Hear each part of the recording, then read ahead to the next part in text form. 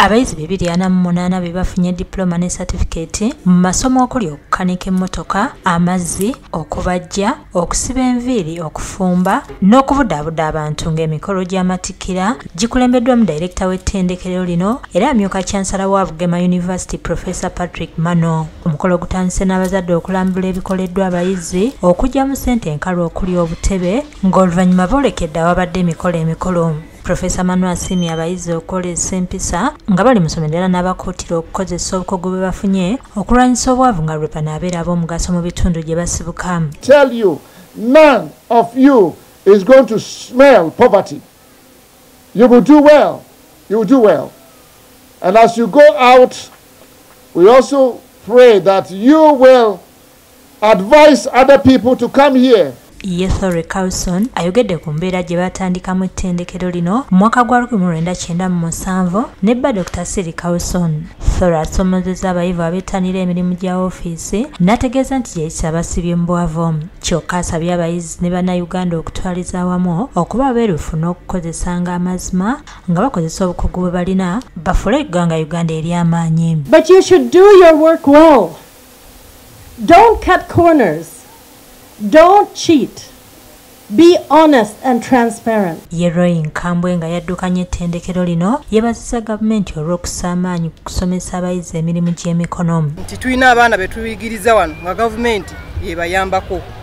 Wabula okusaba okw'enjawulo kwe twetaaga nti bayongeremu okwongera ku muwendo gw'abayizi ogwo gwe bayambako kubanga obwetaavu bungi. Babazadde abasomesa abayizi wamu n'olukiiko oluddukanya essomero lya Uganda Matters High Lubaga bakungaanidde ku ssomero lino okwebaza Katonda olw'okubasobozesa ebigezo byabwe bya siniya ey'okuna ebyali bikwatiddwa nga kiteeberezebwa okuba nti bali beenyigidde mu kukoppa okuddamu.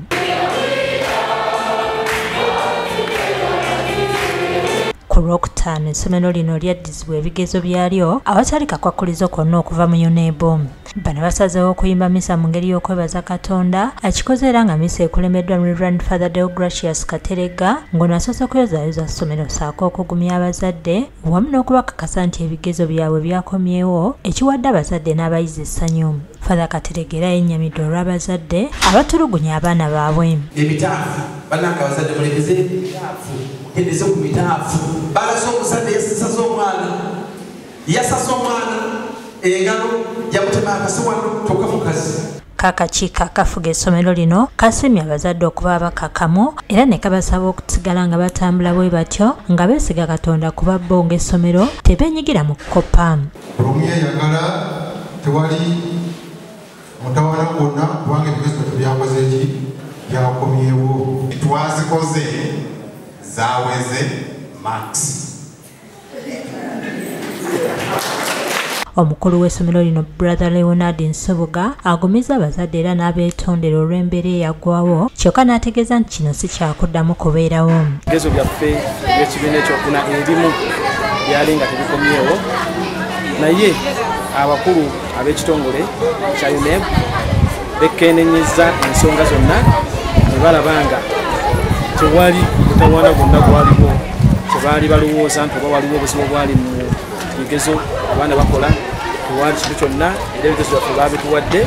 Yeebazizza nnyo abantu bonna babasabidde okutuuka ku kino era n'abasuubiza okwongera okukola obulungi.